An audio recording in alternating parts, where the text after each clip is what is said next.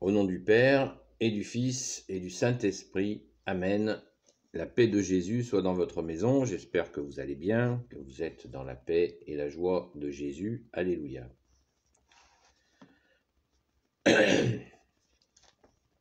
Vous le savez, nous le savons, nul ne va au Père sans passer par toi, ô Jésus. Eh bien, dans le chapitre 14 de l'Évangile selon saint Jean, notre bien-aimé Jésus nous donne encore des précisions pour comprendre cette phrase « Nul ne va au Père sans passer par moi ». C'est tout à fait éloquent. Alors je vais vous le lire.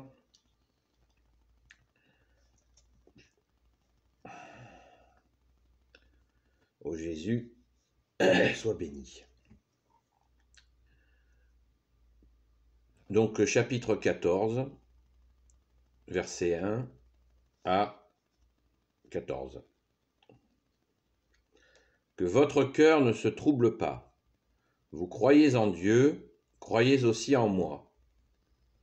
Dans la maison de mon Père, il y a de nombreuses demeures. Sinon, vous aurais-je dit que je vais vous préparer une place. Et quand je m'en serai allé, et que je vous aurai préparé une place, de nouveau je viens, et je vous prendrai auprès de moi, pour que là où je suis, moi, vous aussi, vous soyez. Et pour aller où moi je m'en vais, vous savez le chemin. Saint Thomas lui dit, Seigneur, nous ne savons où tu t'en vas. Comment saurions-nous le chemin? Jésus lui dit, moi je suis le chemin, la vérité et la vie. Personne ne vient vers le Père que par moi. Si vous me connaissiez, vous connaîtriez aussi mon Père. Dès à présent, vous le connaissez et vous l'avez vu. Saint Philippe lui dit, Seigneur, montre-nous le Père, et cela nous suffit. Jésus lui dit, depuis si longtemps, je suis avec vous, et tu ne me connais pas, Philippe? Celui qui m'a vu a vu le Père. Comment toi peux-tu dire, montre-nous le Père? Ne crois-tu pas que moi je suis dans le Père, et que le Père est en moi? Les paroles que moi je vous dis, ce n'est pas de moi-même que je les dis, c'est le Père demeurant en moi qui fait ses œuvres. Croyez en moi, moi je suis dans le Père et le Père est en moi. Sinon, croyez à cause des œuvres mêmes. En vérité, je vous le dis, celui qui croit en moi fera lui aussi les œuvres que moi je fais, et il en fera de plus grandes, parce que moi je vais vers le Père. Et tout ce que vous demanderez en mon nom, je le ferai, pour que le Père soit glorifié dans le Fils. Si vous me demandez quelque chose en mon nom, moi je le ferai. Acclamons la parole de Dieu, louange à toi, Seigneur Jésus. Alléluia.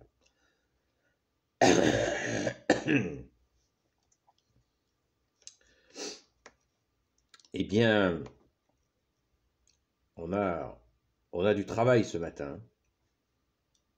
Enfin, je ne sais pas à quelle heure vous avez la vidéo, le matin ou le soir, enfin peu importe, nous avons du travail. Ce chapitre de Saint Jean, chapitre 14 de Saint Jean, versets 1 à 14, est absolument d'une densité incroyable, où Jésus nous montre encore et encore qu'il n'y a pas 50 options. Il n'y a pas 50 options. Nul ne va au Père sans passer par moi, dit Jésus. Et en rajoutant, si vous ne me croyez pas, dit Jésus, tu nous dis Jésus, eh bien, croyez dans les œuvres.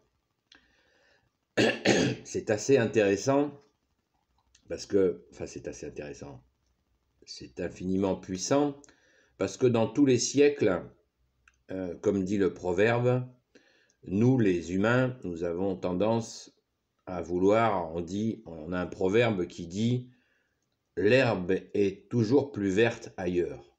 C'est-à-dire qu'avec Jésus, nous avons tout. Nous avons le Père, nous avons le chemin, la vérité et la vie, nous avons la vie éternelle, mais l'humain, il est comme ça, l'herbe est plus verte ailleurs. Alors il a une fâcheuse tendance à vouloir sauter la barrière. Mais ce n'est pas une barrière de contrainte que nous propose Jésus, que Jésus met à notre disposition. C'est une barrière de sauvegarde, une barrière pour nous protéger des loups, mais certaines de ces brebis, et je connais ça, ont eu parfois une fâcheuse tendance à sauter la barrière pour aller voir ailleurs. Et bien sûr, ailleurs, on s'aperçoit très vite que l'herbe n'était pas très verte, elle était même absente, et c'était catastrophique. Et Jésus, dans son amour, pardonne cette fuite, ou ces fuites que nous pouvons avoir, d'avoir quitté l'enclos, et il nous remet dans son enclos, sous sa protection et avec sa nourriture, notamment le sommet de notre vie catholique, son corps et son sang. Donc, encore une fois, Jésus est le bon berger, tu es le bon berger, Jésus, et quand tu nous délimites un espace, c'est bien une protection. Mais nous sommes comme ça, hélas, nous voulons des fois aller voir ailleurs. Alors il y a une grande sainte qui est sainte, qui est docteur de l'Église, Sainte Thérèse d'Avila, et qui a fait une recherche, vous imaginez, très approfondie, pour savoir s'il était possible de passer par le Père directement, sans passer par Jésus. Eh bien, elle a fouillé tout ce qu'elle pouvait fouiller, avec la rigueur qu'on lui connaît, et elle a définitivement établi, et en tant que docteur de l'Église, qu'effectivement, elle a confirmé que nul ne va au Père sans passer par Jésus. Jésus a dit « Je suis la porte ». Et là, on voit un de ses disciples, Saint Philippe, qui dit « Montre-nous le Père et ça nous suffit ». Et Jésus lui dit « Tu me vois pas là ? Tu me vois pas depuis le temps que je suis avec vous, tu me vois pas ?» lui dit-il. C'est magnifique. Et là, qui a vu le Fils a vu le Père. Donc cette interdépendance entre le Père et le Fils, et la relation entre le Père et le Fils et l'Esprit Saint, eh bien, ça fait partie du mystère. C'est un des plus grands mystères, cette relation entre Jésus, le Fils, et son Père. Le credo nous dit bien les choses, le credo de Nicée, qui nous dit de Jésus qu'il est Dieu, né de Dieu, lumière, né de la lumière, vrai Dieu, né du vrai Dieu, engendré, non pas créé, de même nature que le Père. Voilà. Donc il y a ce lien absolument indescriptible entre le Père et le Fils, et pour nous rappeler que ce lien est vrai, qu'il est tout-puissant, Jésus dit, si vous en doutez, il ne le dit pas comme ça bien sûr, mais il nous dit, si vous en doutez, croyez aux œuvres, effectivement, il ouvre les yeux des aveugles, il ouvre les oreilles des sourds, il ouvre la bouche des muets, il relève des boiteux, et il va aussi jusqu'à ressusciter des morts. Donc, croyez aux œuvres, c'est ça les œuvres, ce sont tous ces miracles. Et dans l'histoire de l'humanité, on peut chercher, personne n'a accompli de telles merveilles, ça n'est jamais arrivé. Donc, ce qui montre la nature divine de Jésus, ce qui veut dire qu'il est Dieu avec son Père et l'Esprit Saint.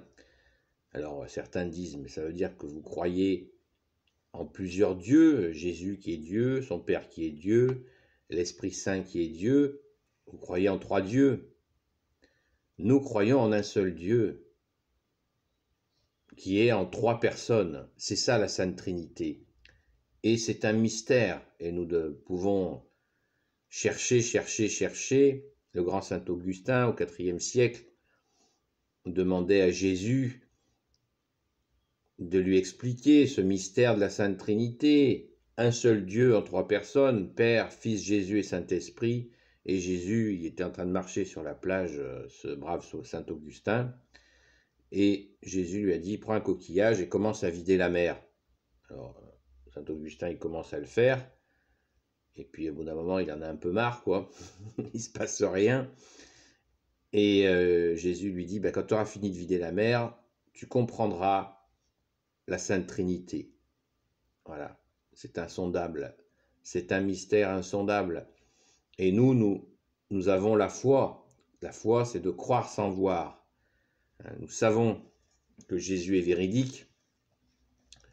Nous le savons par notre saint baptême. Nous le savons dans nos vies, dans la façon dont il nous porte, dans la façon dont il nous aime. Nous le savons, et nous avons parfois le bonheur de voir la merveille de ces miracles, les miracles, il y en a de toutes les tailles. On n'est pas forcément dans le spectaculaire. Ça peut arriver à certains, tant mieux pour eux, mais les miracles de la vie quotidienne sont là, pour qui à la foi, qui veut dire confiance en toi, Jésus. Amen. Donc, si on regarde ce texte qui commence par la question des demeures, Jésus dit à ses disciples qu'il a préparé des places pour chacun d'entre eux là où il va, au royaume des cieux. Il va s'asseoir à la droite de son Père et il a prévu des places pour chacun. Ce qui montre, encore une fois, la complexité que nous n'avons pas forcément à chercher à élucider, puisque Jésus nous en donne des bribes, des morceaux, et cela nous suffit. Et Jésus leur dit de suivre le chemin.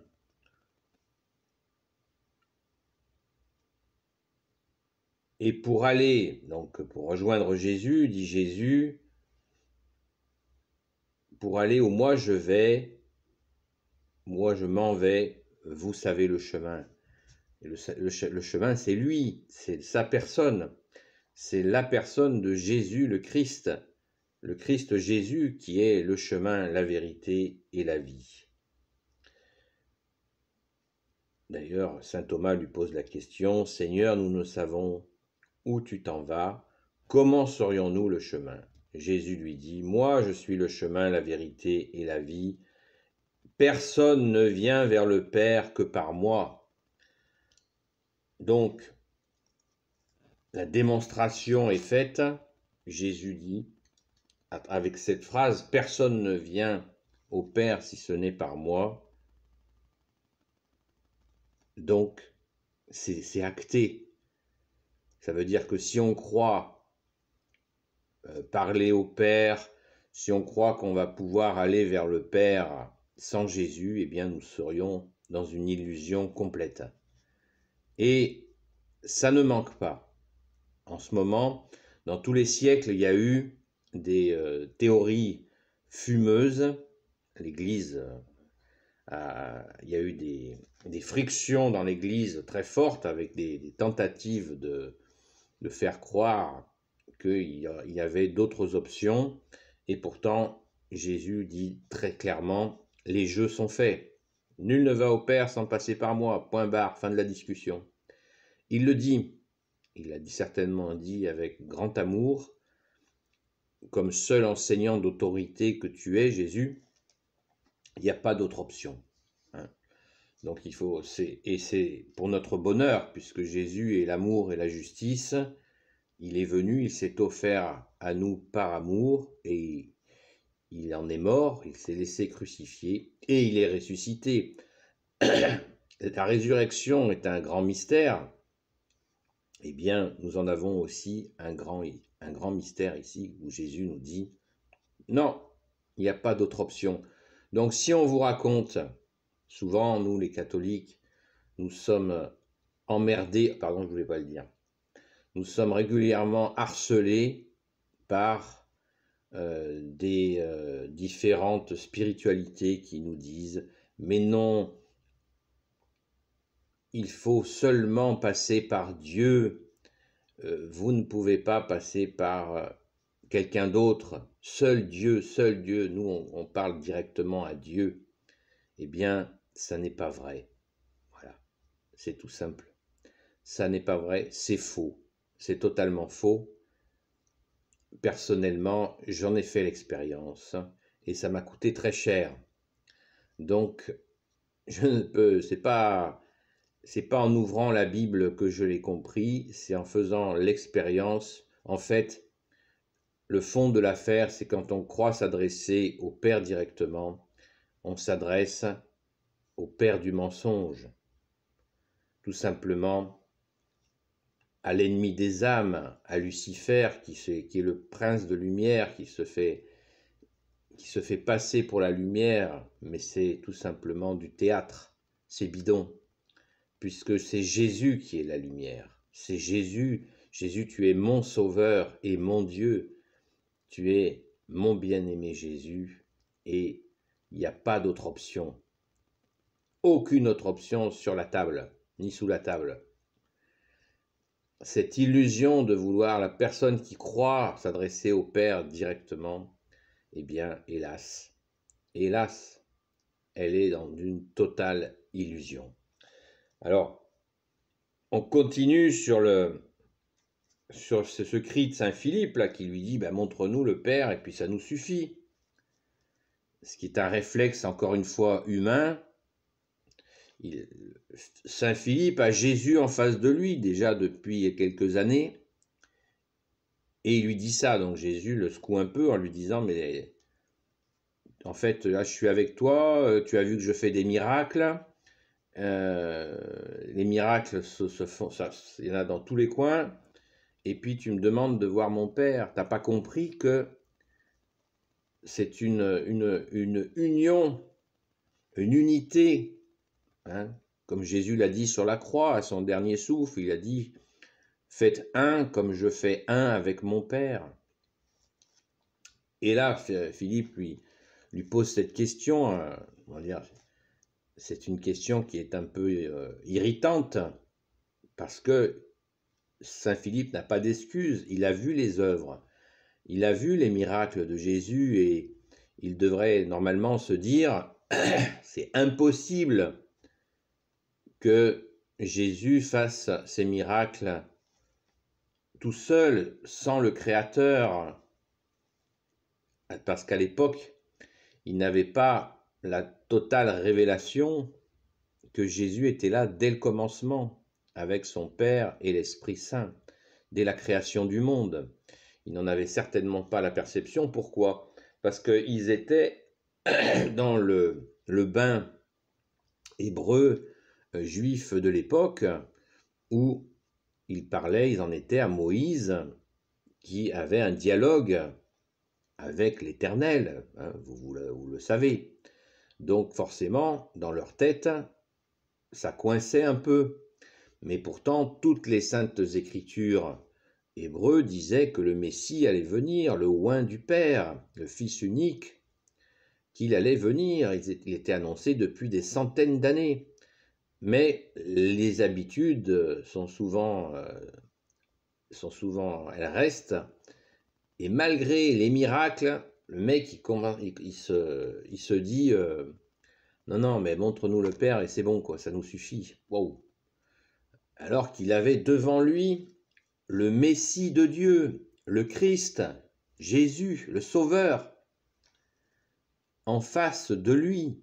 Voilà, vous imaginez, il faut imaginer la puissance de Jésus, mais comme il s'est fait homme, ben les gens, malgré avoir vu les miracles, ils pouvaient poser ce genre de questions qui vraiment paraît totalement déplacé et décalé pour quelqu'un qui a vu des miracles. Hein, vous voyez quelqu'un qui ressuscite un mort, ça doit quand même un peu secouer. Mais nous, les humains, on est comme ça, et on est même souvent un peu long à la comprenette, comme on dit chez nous. Voilà. Donc Jésus lui dit, et il le secoue un peu, il lui dit, « Ne crois-tu pas que moi je suis dans le Père et que le Père est en moi ?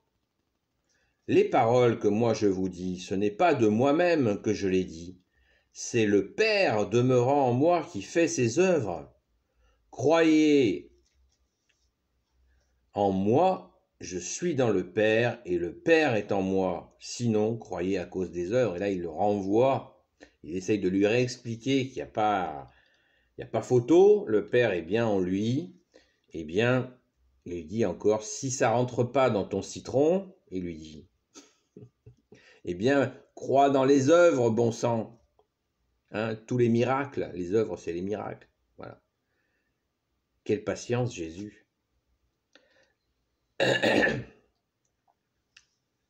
Et là, il leur balargue la totale, qui est vraiment un tsunami d'évangile.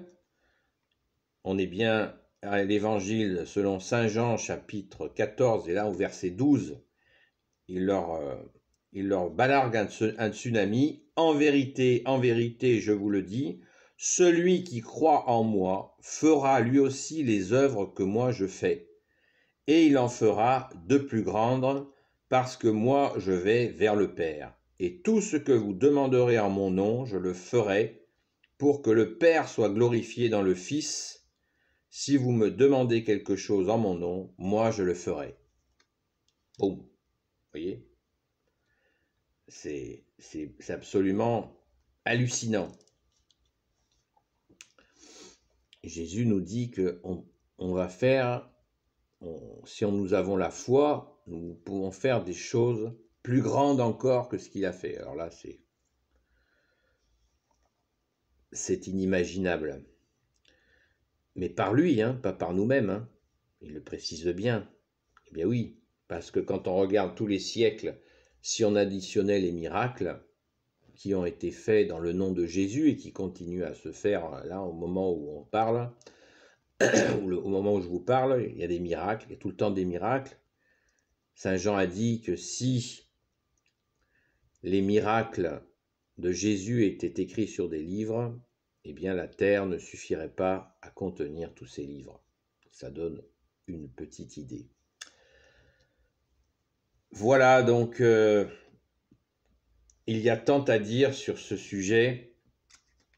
Je pense qu'il faut en tirer quand même, à mon avis, le message principal, c'est de se dire que Jésus nous rappelle, moi je suis le chemin, la vérité et la vie. Personne ne vient vers le Père que par moi. Boum, c'est posé. Voilà. Ça, nous devrions le marquer dans un coin de notre tête. C'est fondamental. Moi, je suis le chemin, la vérité et la vie. Personne ne vient vers le Père que par moi. Voilà. Pas d'autre option et ça nous rassure. Certains, bien sûr, diront, ouais, c'est le dogme. Mais non, c'est pas le dogme, c'est la parole de Jésus. Et la parole de Jésus, elle est éternelle, elle est vivante. C'est pas de la philosophie. Elle est dans la puissance du Père, du Fils, Jésus et du Saint-Esprit. Donc cette parole, elle ne peut pas passer. Elle ne peut pas être contredite puisqu'elle est. Elle est par la puissance de Dieu qui est Père, Fils, Jésus et Saint-Esprit. Vous voyez, on ne peut pas la gommer, on ne peut pas la modifier, on ne peut pas l'interpréter en disant non, elle est plutôt comme ci, comme ça. Non, nul ne va au Père sans passer par moi, dit Jésus. Donc, si nous sommes invités à l'illusion, eh bien, sachons dire non. Ma force est dans le nom de Jésus, dans son nom, et aussi Jésus me donne la force de dire non à toutes les théories fumeuses ou les spiritualités tout aussi fumeuses qui pourraient me faire croire que je peux passer directement en dialogue avec le Père. C'est une illusion totale de l'ennemi des âmes. Amen. Merci Jésus de nous rappeler que qui a vu ta face a vu le Père. Nous l'avons vu, ta sainte face, ô Jésus, par ton saint baptême catholique. Nous avons été lavés par ta grâce et nous sommes donc, nous l'espérons, sur le chemin que tu es, Jésus, dans ta vérité, et que nous savons et nous reconnaissons que tu nous donnes la vie. Amen. Merci Jésus. Alléluia. Béni soit le Père, le Fils et le Saint-Esprit, maintenant et toujours et pour l'éternité. Amen. Ô Jésus, toi qui peux tout et qui portes tout, toi le Sauveur, toi l'Emmanuel, je te confie toutes celles et ceux qui regarderont cette vidéo ainsi que leurs proches selon ta sainte volonté. Sainte Marie, Reine des cieux, toi l'Immaculée Conception, toi qui écrases le serpent, toi qui as la lune sous tes pas. Et toi dont le cœur immaculé va bientôt triompher. Saint Joseph, toi le juste et le saint, toi le sage, toi la terreur des démons, toi le saint gardien de la Sainte Église catholique apostolique, qui veut dire l'Église des apôtres. Sainte Marie-Madeleine, notre chère sainte patronne, et vous tous les saints et saintes amis de Jésus, Saint Michel Archange qui est comme Dieu, Saint Gabriel Archange, Saint Raphaël Archange et tes anges guérisseurs, et vous tous les anges qui servez Jésus. Je vous confie toutes celles et ceux qui regarderont cette vidéo, ainsi que leurs proches, selon ta sainte volonté, ô Jésus. La paix de Jésus soit dans votre maison. N'oubliez pas les pouces en l'air et les commentaires. À très vite.